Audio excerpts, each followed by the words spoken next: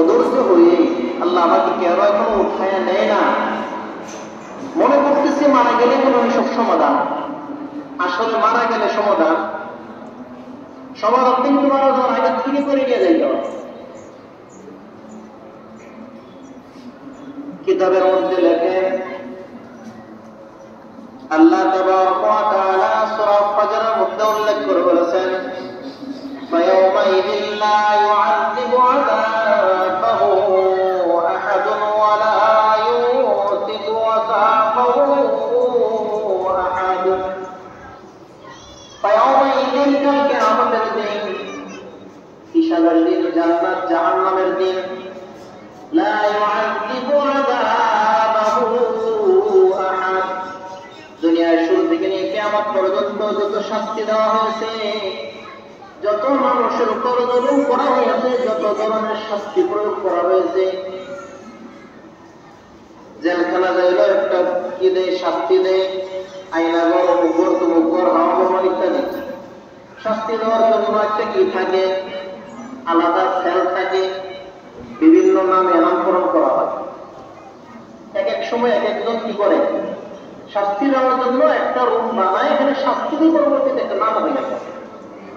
রব্বুল আলামিন বলেন, দুনিয়ার শুরু থেকে নিয়ে বর্তমান পর্যন্ত, বর্তমান থেকে নিয়ে কিয়ামত পর্যন্ত যত শাস্তি হবে, আগের যুগে যত শাস্তি চলে গিয়েছে, মানুষ দিয়েছে শাস্তি, আল্লাহ তাআলা বলেন লা ইউআযযিবু আযাবাহু আহাদ। আল্লাহ তাআলার মতো এমন কঠিন শাস্তি দুনিয়ার শুরু থেকে নিয়ে শেষ পর্যন্ত কেউ দিতে পারবে না। তাহলে কি বুঝলেন? বাঁচা যাবে দুনিয়া থেকে, ছুটে আসার থেকে বাঁচা যাবে। দুনিয়ার শাস্তি অতিষ্ঠ হয়ে, দুনিয়ার মুসিবতে অতিষ্ঠ হয়ে চলে যেতে চায়, পরকালে মৃত্যু কামনা হয়ে চলে যায়, যাবো যে বাঁচার জন্য, আসতে জন্য, আবার কে যাই হোক।